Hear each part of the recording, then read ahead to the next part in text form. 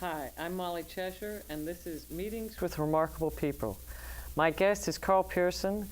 He is a civil rights attorney, and he has some very interesting ideas of how America might be in the best of all possible worlds. So now you had given me a list of 13 things that you thought would be most interesting or most valuable for our country. What do you think is the most important of all those things that you gave me? I think it's clear that most of the evils of the world stem from the fact that in America, our politicians are bought and paid for by the rich. And because of that, the legislation and the law enforcement that we need isn't there. And the problems that we have today stem directly from that. And the cure is obvious. For example, if it takes $1 billion of contributions from the rich to have people run for a federal office, why doesn't the government give $1 billion to the people that want to run for office, or even $5 billion? If we can save $700 billion for openers, can't we save trillions of dollars of wasted money at a cost of only $1 billion or so? Why don't we do that? Well, maybe because the taxpayers aren't paying the cost. But they are. They're paying the $700 billion. But that's not $700 billion of government money. It is government money. Unfortunately, that's what they're laying out. They're giving $700 billion of taxpayer money, and with the hope that some will come back. But it's going to be a bailout. Already, we've had $200 billion of bailout for just 4 organizations, about $200 billion. They're offering $700 billion, and they're saying that maybe we'll get half of it back. Oh, I see what you're saying. But that has nothing to do with electing officials. It has everything to do with it. Well, in a tangential way. It's not as direct as one might think. I mean, why do you think the government doesn't enforce law? Well, because it's not in the interest of certain special interests. That's but what right. I'm saying is that what you originally were talking about sounded to me about what we actually already have in place, which is people actually running for office can take government money as opposed to private subsidies. And the 2 candidates right now have both said that they don't want to do that. One is taking public money and the other is not. McCain is taking public money. Obama has waived it because he's raised a lot more. But these are exceptions, really. The rule should be that there is no private financing of campaigns. The government should provide the money for all. There should be a ceiling on the amount of money provided, and it should be adequate in order to run for office. But we shouldn't have the rich providing money, because when they do, they come back and say, I won't give you money next time unless you do what I want this time. Of course. Well, that's what they do, and that's why we don't have law enforcement. That's why we have the critical problems that we have today, because the laws that we have are adequate if enforced. But we find that the government agencies lack the willpower to do it, because the elected officials say, look, if you enforce the law against my friends, I'm not going to get reelected, and I'll be very angry.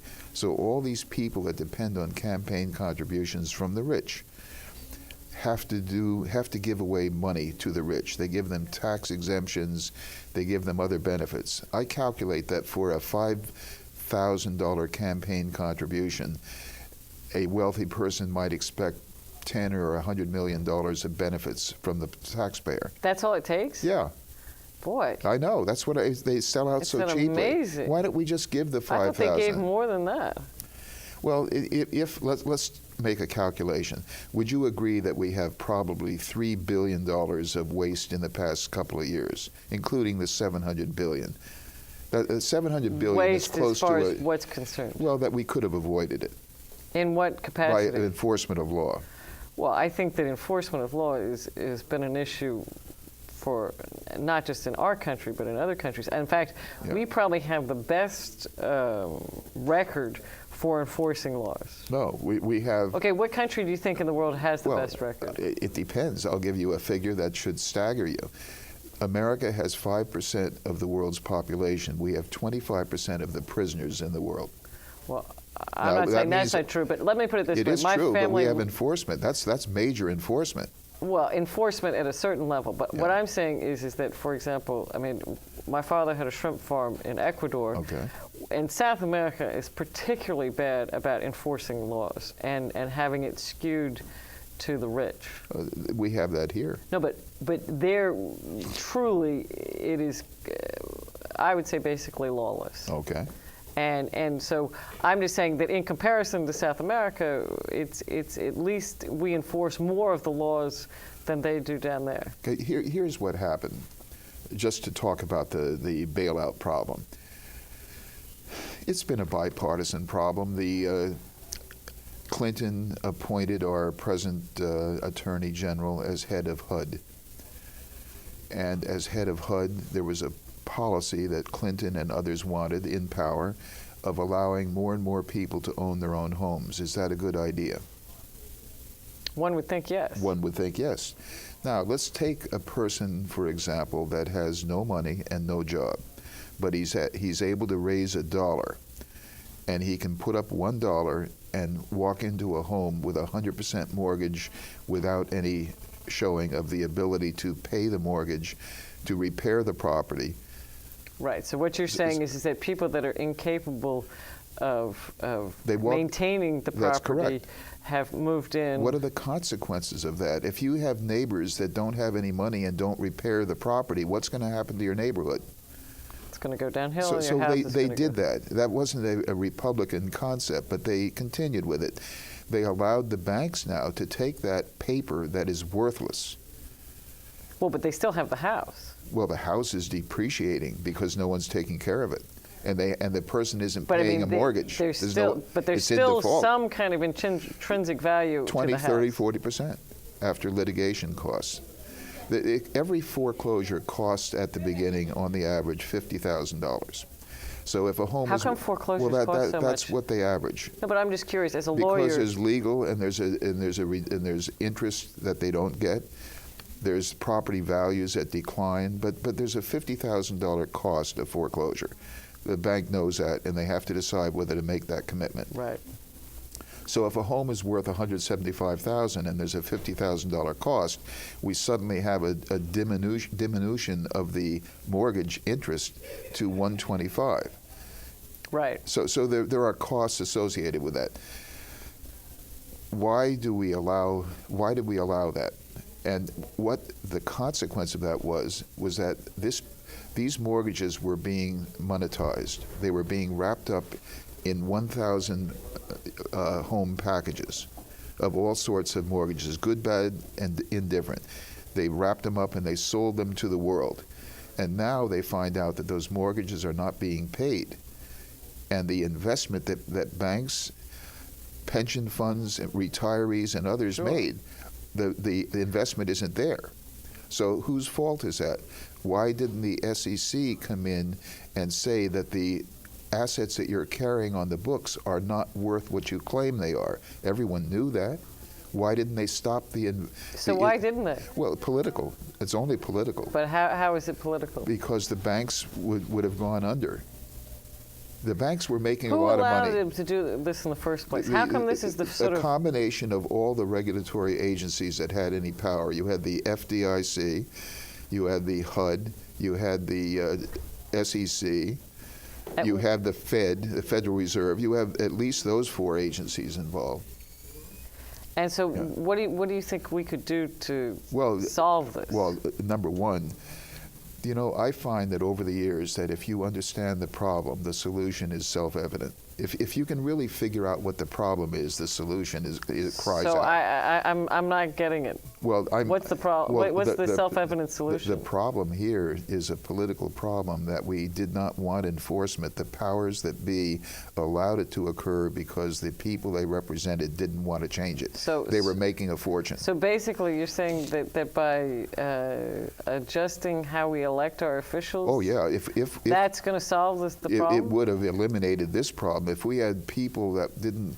If people could run for office without being purchased by the... You think that would have solved the Oh, absolutely. financial You'd get crisis honest we're in people now? there. You'd get people who would be competing for legislative excellence rather than trying to con the public and do what their masters needed. Absolutely. I would do what is right rather than sell out for the money that you need to run for office again. And so basically you're saying that the financial situation that we're in right now was a lack of enforcement by these various government agencies. Of course. But maybe a lot of people, most people I think to blame are the banks for irresponsibly lending these people money. Would you agree that the banks, in effect, were close to stealing money and doing what they did? I wouldn't call it stealing. I would call it gambling. Well, the Attorney General of the United States Attorney General is now issuing subpoenas to see if there wasn't criminal conduct in what happened. Well, I think that they were illegally gambling with assets that they should not have had access to. Okay. Why didn't we enforce that before? I'm just saying that It's political. Perhaps. I'm just saying that stealing is, I don't think that they embezzled the money per se. They didn't go in and sort of take the money out of the bank, but they gambled with it illegally. You have to recognize what the laws require. Federal law says that if you're selling somebody a security, you have to describe it accurately. Full disclosure. Right. Do you think they fully disclosed these things? It was a violation of law from the very beginning, but nobody enforced it. But is that stealing? Well, it's illegal. It's illegal, but I'm just saying that as a lawyer, don't you have to be very precise in your language? There's no stealing. That isn't a legal concept. It's just like a crook. You don't have a statute preventing a person from being a crook. Right. So stealing and crooked are just public consumption terms. The real thing is that they're violating the securities laws, which require you in selling these securities to disclose that they have no value. Okay, so basically, now you've got a situation where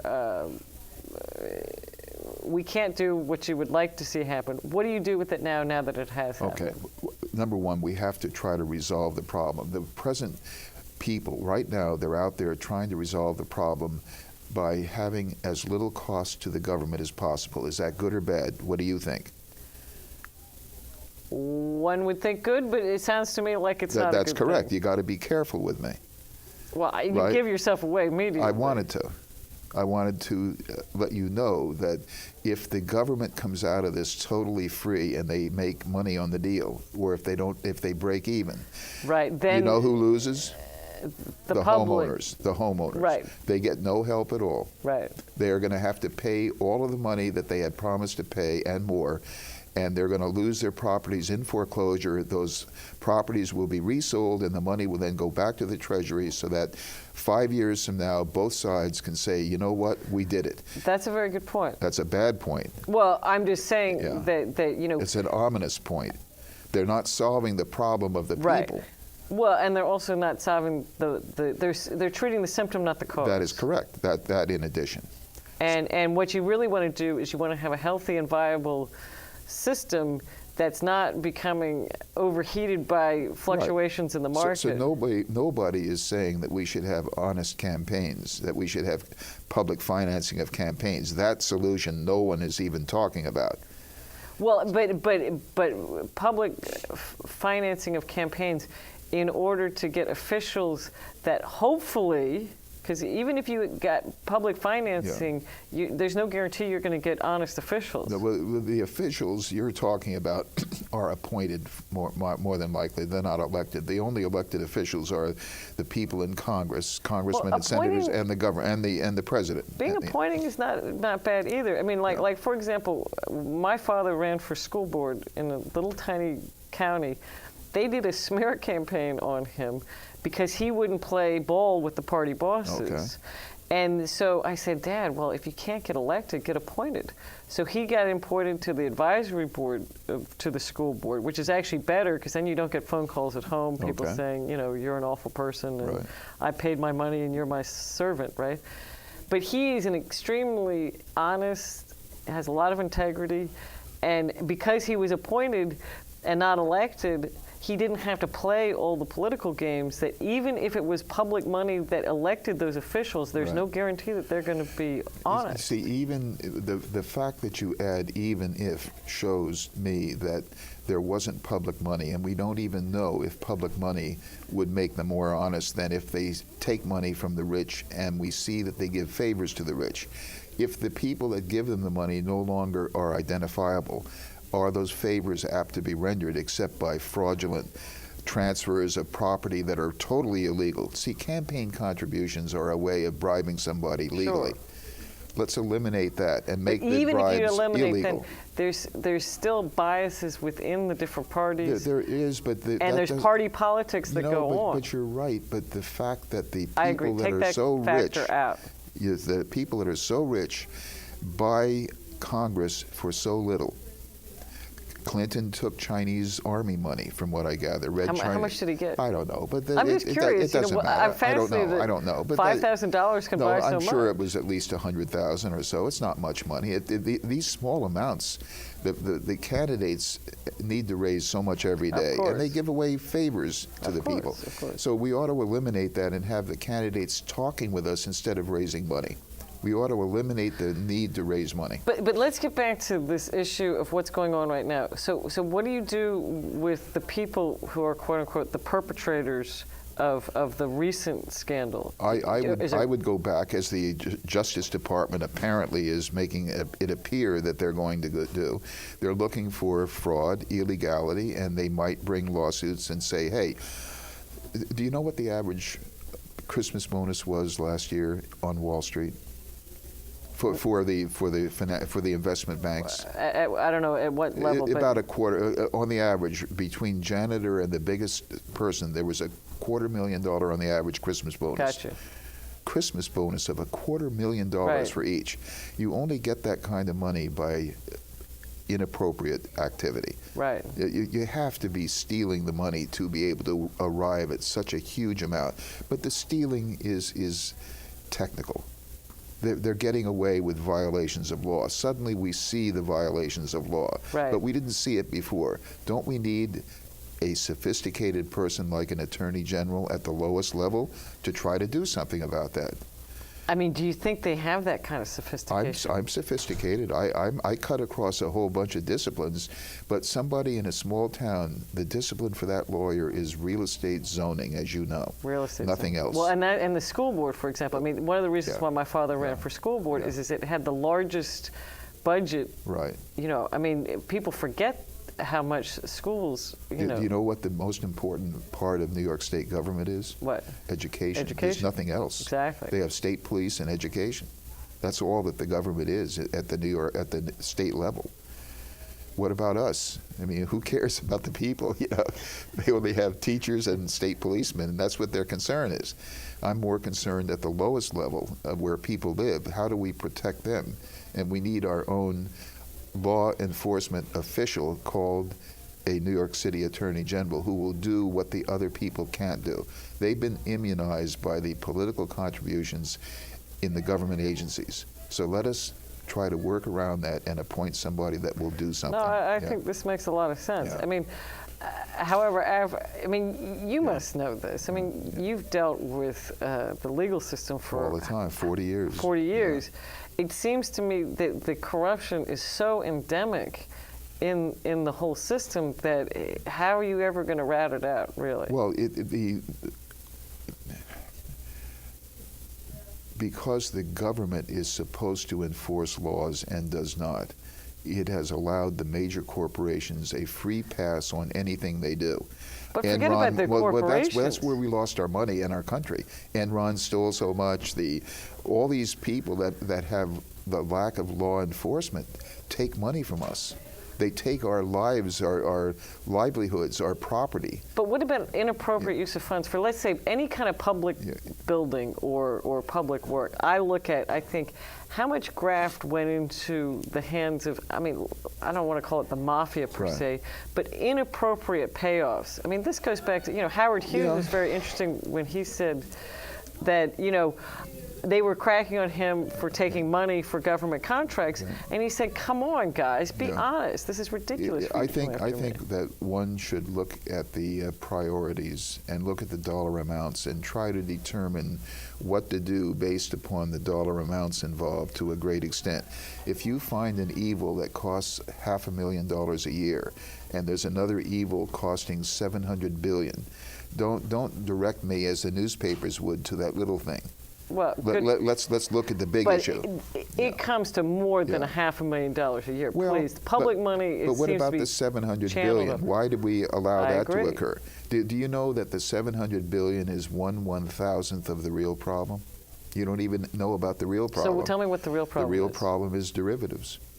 Why do you think derivatives? I mean, first of all, explain what derivatives are. Derivatives are so complex that nobody can tell you what they are. That's first of all. and yet they're on the books and balance sheets of corporations and banks as if they had value. Number one, we cannot truly place a value on derivatives. It's too complex. Okay, here's a derivative. Just give me a quick. Here's a derivative. A bank buys mortgages, and a bank will buy 1,000 mortgages in a package where they have been securitized. Good mortgages and bad. No one knew at that point, let's say. Then they call up AIG and say, we want some insurance on the possibility that the package that we have just bought is an investment against its decline. So that the AIG issued a policy to the bank saying that if the package goes down, we will give you a credit swap and give you the money that you're... Bottom line is a derivative is an insurance or a hedge, basically. It is one that only now is this insurance department going in and saying, hey, you should have registered that as an insurance product. They didn't.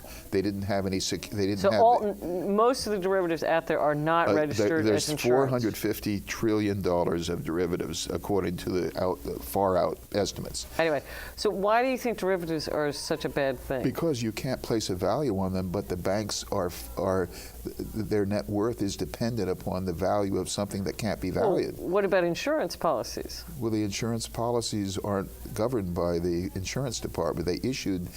They didn't call it insurance. But let's say they reclassified derivatives as insurance. There's no money. There's no money in the company to insure it now. They never put reserves on it. They issued insurance without calling it insurance. I see. No, and without putting reserves. And without putting reserves on it. That's the key. It was free market. They could do anything they wanted. No, but that's the key. Is that if you're going to call, even if you're not going to call it insurance, if you're not going to ground it in some kind of reserve. Right. Let's say a person is selling a medical product, but instead of calling it medical, we'll call it non-medical. Well, but there's a lot of things. There's a lot of similarity here. It was an insurance product that they. But there's a lot of things that are non-medical, that are medical, that are good products that in order to get around the FDA. Right. The FDA is a huge issue too. So by the free market and the lack of enforcement allowed people to issue $400 trillion worth of derivatives.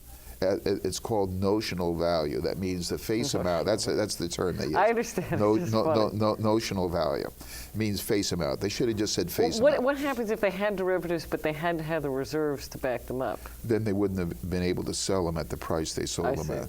But I mean, I'm just saying that instead of eliminating derivatives, you just say, okay, you can have derivatives. You can't call them back now and redo it. I'm not saying. Let's say from this point forward, I'm trying to figure out ways of fixing the problem, not trying to haggle about. Well, should they ever have had the securitization of mortgages in the first place? Look at this. When you securitize mortgages, you take the local bank that lent a customer that it knew $150,000 to buy a home, and you take away the decision on whether you foreclose from the local people that know them. That's not right. No, I agree. But that's what they did. Then they sell insurance policies against. They kept flipping them. They kept monetizing it and sending it overseas and sending it to other people. So now the decision to foreclose is made by a Chinese bank. Well, and also, like for example, a lot of the foreign banks are saying, well, you're going to bail out all of these American companies. And what about us? We also invested in these. But so shouldn't we go back to local control where you know your customer? Go back to Bailey and It's a Wonderful Life, in a sense, where the people What about in the nasty, community. Yeah, but what about the nasty guy who owned the rest of the house? Well, he got taken care of. Yeah, but that's the real. That's not the real world. Well, the real world is what we make it. We can prevent securitization of mortgages You mean we if can we live want. in a Jimmy Stewart world? Is that Well, possible? I think we ought to have local banks be issuing mortgages. Now they won't even buy those mortgages and put them in a securitization. They're not allowing local banks to lend money because they won't buy the mortgages. Well, I mean, I have a local mortgage. Well, if they keep the mortgage, they'll give you the mortgage, but they can't resell it. Local I banks see. can't resell it. So they've closed the loophole. Yeah, well, that isn't a loophole. That was thank God it didn't occur. The local banks weren't in trouble because they didn't have that problem. They weren't even participating in this scam. So what do we do to correct the scam? I think we have to look at the people who are injured by it. And maybe we ought to, for example, have a fixed rate mortgage for each. Instead of having a variable, maybe we could cure that, but that'll take money. So that out of the $700 billion estimate, maybe that's a one that may be $100 billion or $50 billion, and I'm making them figure up. I have no idea what it is. But each aspect of the problem will cost money. And you either are going to help people, in which case the money is not going to come back to the government, or you force people to pay this excess, in which case the government will make a profit and the people will lose their property. I think where people are having an issue with helping them is that why should we bail them out when they were doing something wrong to start with? Who helping who? The Wall Street or the homeowner? Which one now are you talking about? Oh, I see what you're saying. Should we help the homeowner? Either or. I mean, it's like at a certain... Really? Only 1 minute? Oh my God, we've only got 1 minute to save the country. What are we going to do?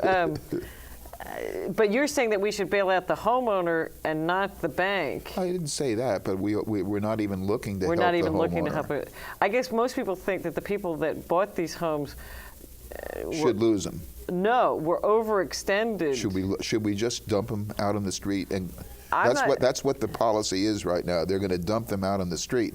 They're going to hire lawyers at $500 an hour to foreclose on the mortgages that people are behind on. That's the present program. Well, okay, actually, wouldn't the best thing to do is to help the people pay their mortgages, and then the companies wouldn't go bankrupt? They would keep their houses. How about the people that are rich, that are not using their money to pay the mortgage? Should we help the rich, or should we help the needy? One would think you'd help the needy. Well, then you have to have an agency of some sort to do it. Do you have to go to bankruptcy to get help? Is that what we want, to force people into bankruptcy in order to get help? I don't know. It's complicated. We're almost finished, Alan, but you came and interrupted is a good point, because I don't know how to solve this problem. If you have any questions, Carl can be, what's your website? Lawmall.com, LAWMALL.com. Lawmall.com. Yeah. So, or you can Google Carl Pearson, which is spelled person. And I'm Molly Cheshire. Thank you for joining me on Meetings with Remarkable People. Bye-bye. Complicated. Paula said you were finished. That's why. No, it's fine, Alan. I'm kind of loose about this. Hi. Thank you for. Did you